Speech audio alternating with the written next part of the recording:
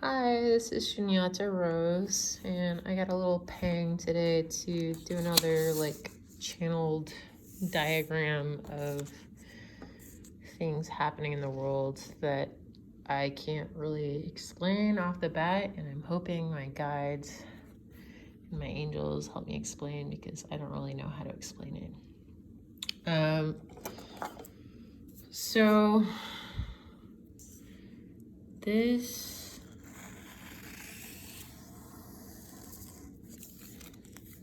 is the neutral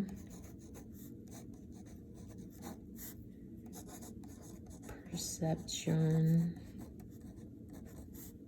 of reality as it is in the current moment. And currently we have coronavirus, we have people protesting the situation, thinking that things need to open up. We have people that are saying it's a hoax and none of this is real. We have people that are afraid to die. We have people that don't know what to think.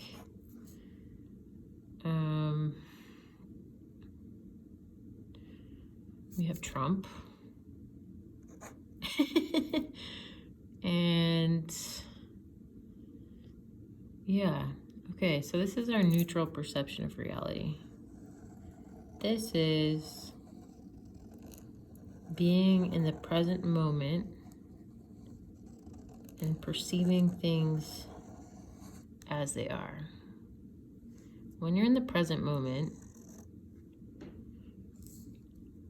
you're not thinking of the past.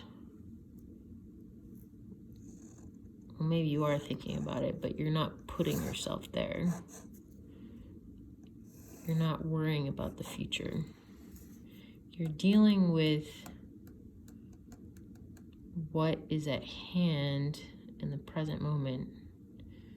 And regardless of what comes at you in the present moment, you can deal with it because you're present. And there's two concepts, two dualities I want to point out. One is that the coronavirus is real. It's frightening.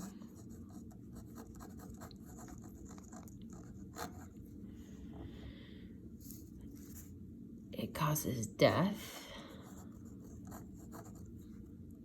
There's the end of the world.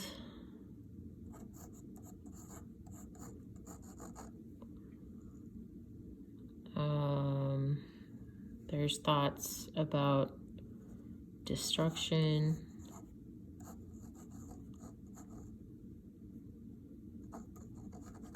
There's thoughts about society collapsing.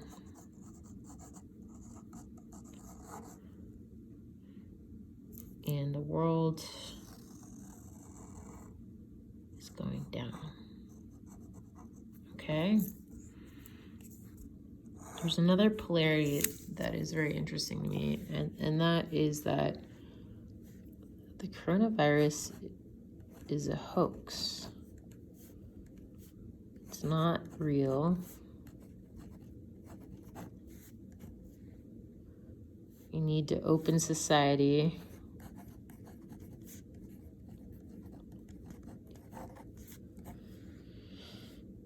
We need to make the government change.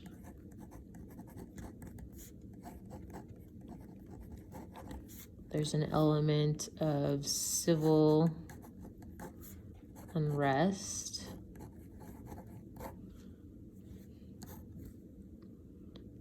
There's a fear of a chip a microchip. There's a belief that there's actors creating this. I'm not gonna go into too much more detail on either side, but both sides, this side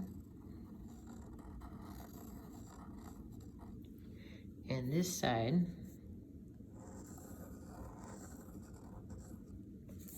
are both analytical stories of the mind.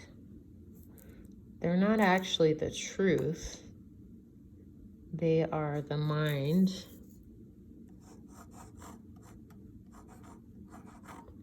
creating almost like a virtual reality to cope with this, because there's the fear of death. So we could stay present, deal with whatever energies come towards us from the outside world. And when that happens, we can deal by responding. Or we can attach to a reality and claim that reality is the absolute truth of what is going on. Yes, we have people in government that are telling us information that is quasically limited, because we only get a certain piece of the pie. We don't get the whole pie. We get, so they have this information and we get this information, right? So we have this amount of information about what's really going on because we're civilians. We don't have it all. And then there's all this information, all this gray material where you can create a storyline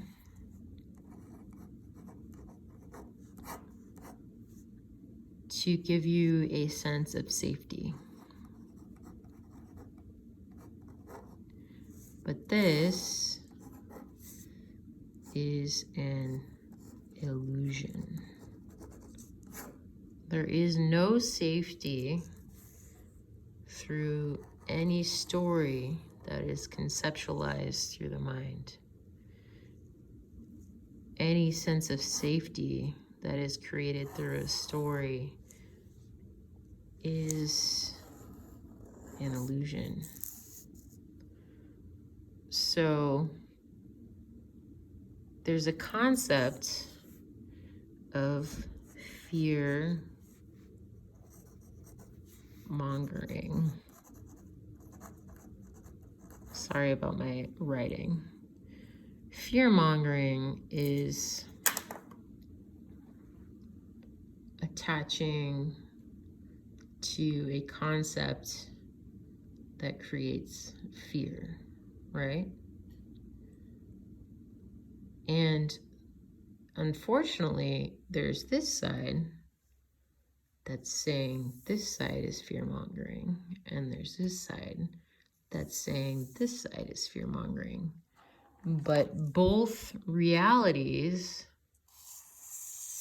to some extent, are based on fear because it's part of a story inside the mind. Fear can only exist through the mechanism of the mind. If you are truly in the present moment and you're dealing with reality as it is coming to you, there is no need to create a story. There is no need to attach to realities, regardless of what side, or maybe you're not polarized on either side. Maybe you're, a little bit here and a little bit there. There is only being here now. And if we are here now, if we are faced with death, if we are faced with microchips, as long as these people are saying it, if we are faced with oppression,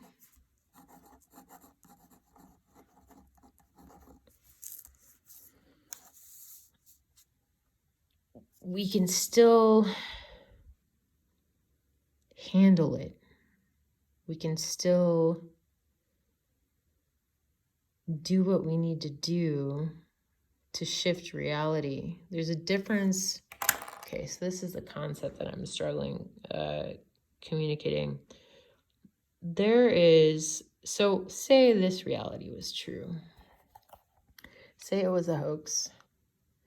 Say they do want to microchip us and they're all actors and it's all fake.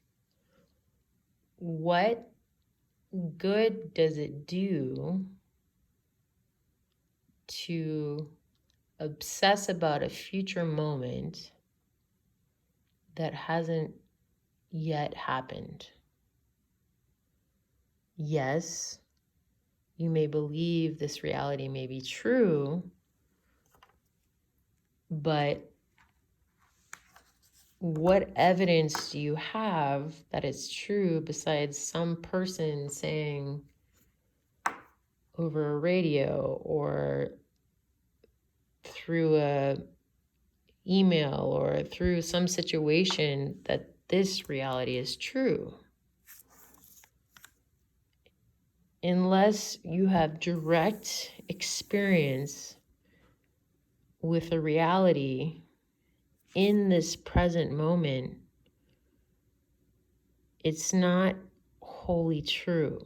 There is a sense of using your mind to conceptualize a future event which can potentially amplify and distort the information at a level that creates fear, which is ironic to me because a lot of these people over here accuse these people of fear mongering, yet these individuals are in a moment, in a future time, in a reality that hasn't existed yet, without proof, and they're creating a story that may be over amplified than the actual reality. So there's a danger when you use your brain. This is your brain. His name is Willie. Hi, brain. There's a danger when you use your brain and you create these realities in your head. Even if there's outside influences that say, this is true, this is true, this is how the world is. If you believe that is 100% true, you are no longer here. You are here or you are here. There's a difference between having information come at you from an outside source and holding that information lightly, almost like an egg that is held upon a spoon, gently, so that it doesn't break. You don't want to eat the egg. You don't want to become part of it, because if you become part of a belief system,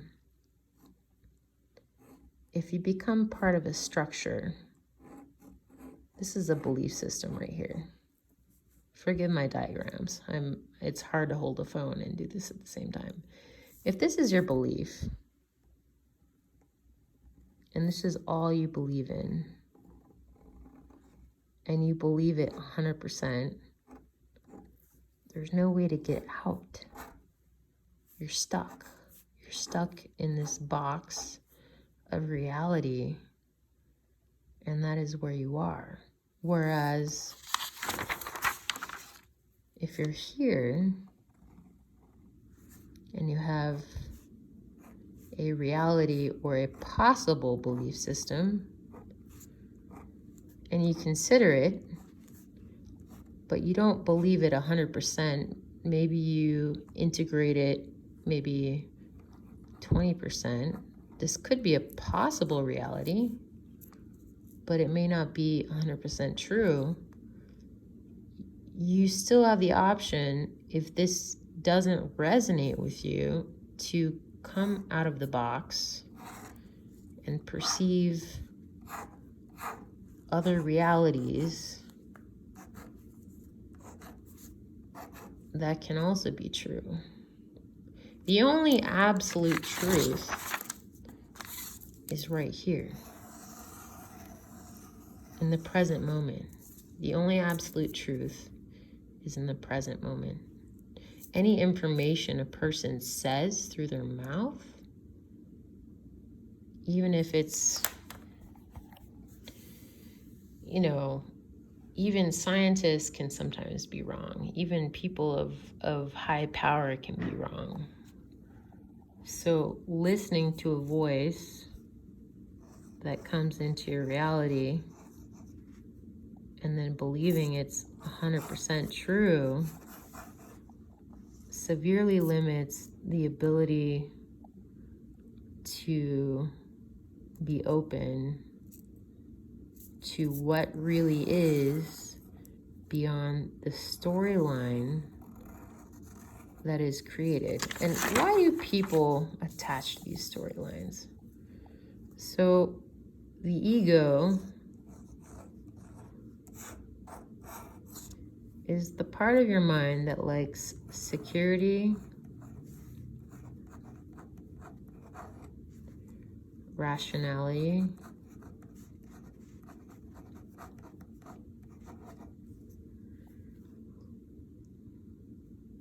consistency, normalcy. It doesn't like change.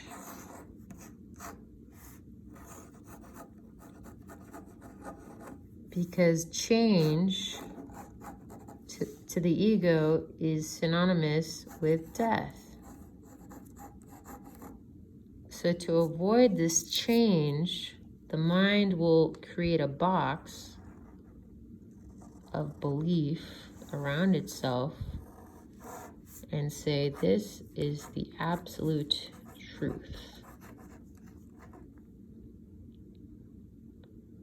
The only way to surpass this is to emotionally